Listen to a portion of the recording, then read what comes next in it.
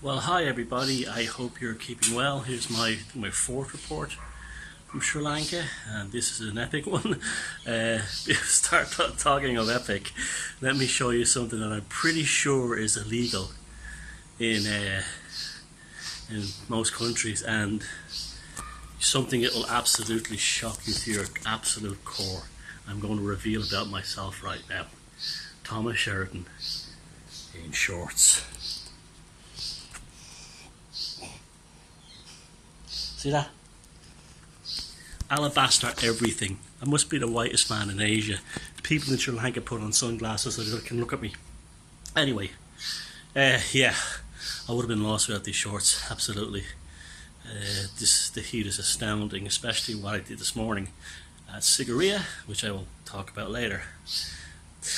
Now, since I last spoke to you, oh yeah, that video I uploaded last night, after I did that, I went to an Ayurvedic health spa, an ashram, in the jungle, not far from Sigiriya.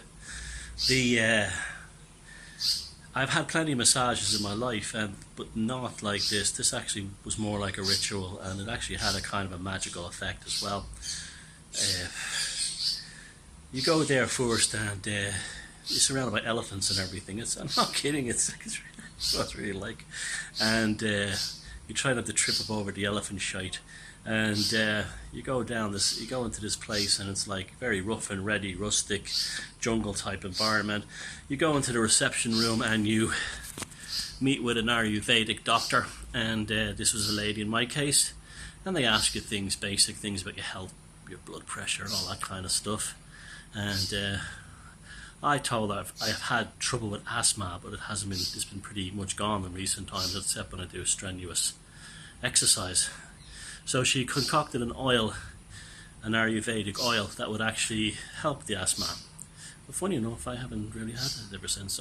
But then again, it was on the way out, so I can't really judge. So anyway, it's all very kind of religious. It's not like going to a regular massage place or a sauna. You have to take your shoes off as if you're entering a temple. Jungle sounds.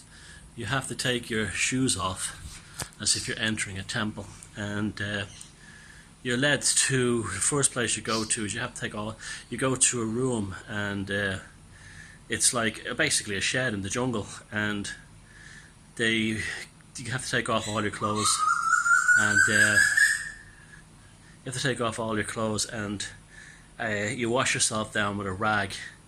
Then you sit in the chair, and then a man comes in, and he starts covering you in the oils, and it starts with your head first, and it's very much spinally orientated. Every inch of and I mean every inch you gets to work over, and it's quite uncomfortable at times for a heterosexual man to be lying naked down on a table while another man is on top of you, straddling you over your bum and massaging your back. But my mate Rishi was in there with me.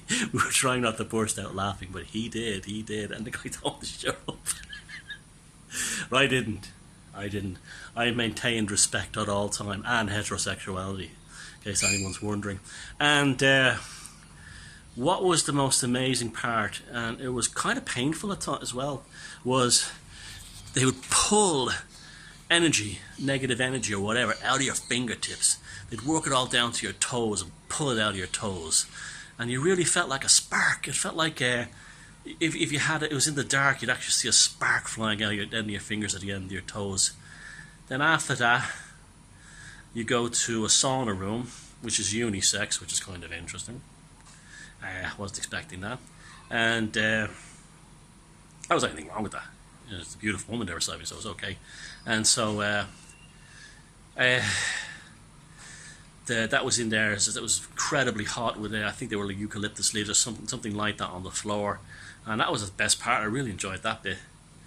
And then when that was over, you go to a kind of a finishing up area where you're given this beautiful like herbal tea and pieces of jaggery, which is palm sugar infused with ginger. You take a sip of tea, you bite the jaggery, and that was lovely. I'm addicted to that stuff now. It's like a candy almost, more than a sugar cube. And so that was great. And then I went back, had a shower, I had a fantastic night's sleep last night, and then I had an amazing dream. It was like that movie Quatermass and the Pit.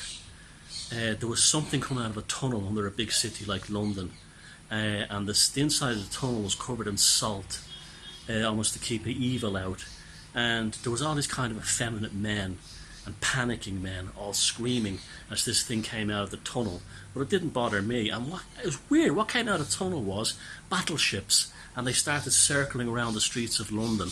And then people freaking out for like floating, flying battleships. So that was kind of a whacked out dream. I really dug that. So this morning I got up at 5, and what should have been the main show but wasn't, and I'll tell you for a few reasons, was Sigiriya, the famous temple on top of the mountain. Now, it is absolutely stunning when you're approaching it. And of course, there are loads of great footage, and a film will be made, so I don't want to add too much onto that. But they give you all the spiel of some famous, Sri Lankan archaeologist, and he made up this story that it was all, it's about this Buddhist thing, and it's definitely a military site. Let me tell you, if that was a military site, there's no way in hell any army pre-jet fighters could have ever attacked it. Pre-modern artillery and aircraft could have ever attacked it. You could have never defeated any army up there. And so that made no sense to me. I mean, the thing is, it's a huge mountain, and it's got, to me, with all and what they call the moats and the water gardens and bathing areas, they are just like the areas around the Great Pyramid and the Sphinx. And it's even got the remnants of a Sphinx up about 1,000 feet or whatever it is, when you get to the first platform.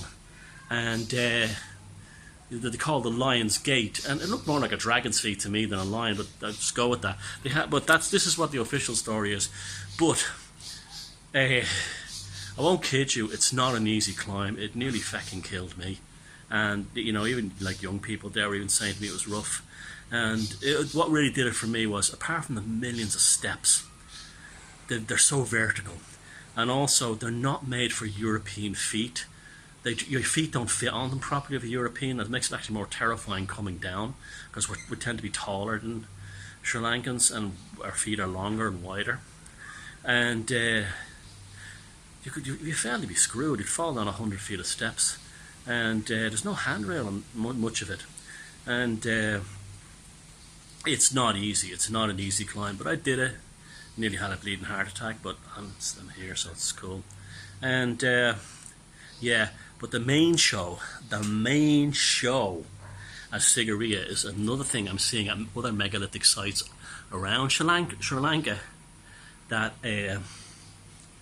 will be revealed in these films, and it has to do with quartz, our old megalithic friend of quartz.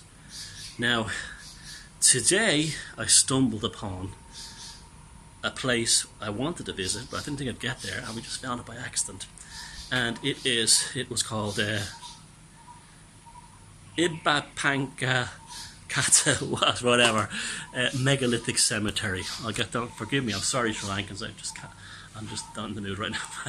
And it was a European style megalithic complex in the heart of Sri Lanka. It was mind blowing. You had orthostats, it looked like kind of miniature dolmens. It was all the stuff we're used to and see in Europe in the middle of Sri Lanka.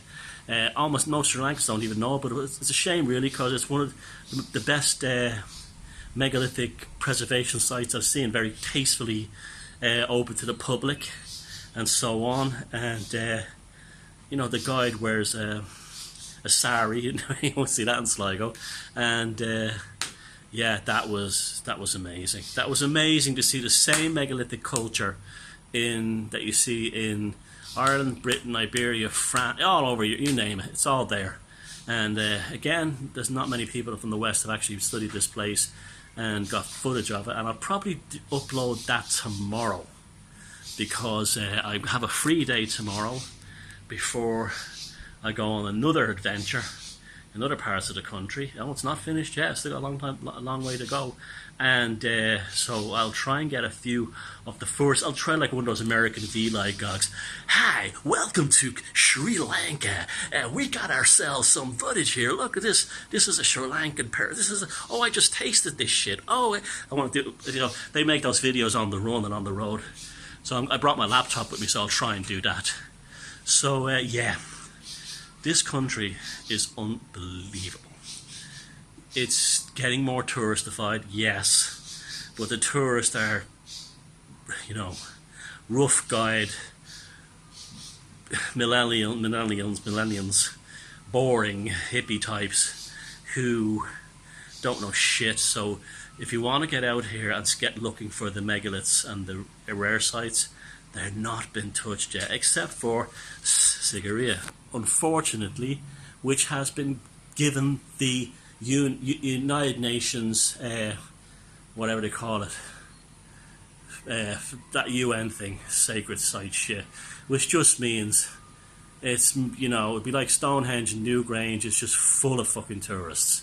And actually, I have to say to you, yesterday's visit to the mountain temples at Ritigala, a million times better. I shouldn't even be saying this because all these wankers be all going there now, than Sigiriya. And spiritually a billion times more. Like when I was down at the Lions Gate to go to the second section, the top, at 7 in the morning, there was a line of people up the steps. That's how many tourists are visiting it, and they just walk around like this, what do they call it? They bucket list. They just bucket list. That's what they do with their phones, bucket list, and selfies going. Although I did that, but I was there for a reason, because I'm a snob. Anyway, that's the latest report from this fantastic. There's monkeys. This is my balcony. I wake up in the morning and there's monkeys all over that tree. And every time I try to take photographs of them, they are either masturbating or sticking their fingers in each other's bums. So they're a lot like humans that way. And but that's monkeys right there. And this morning, elephants trumpeting, and I'll definitely be back, and I'm not finished yet. Take care, see you soon.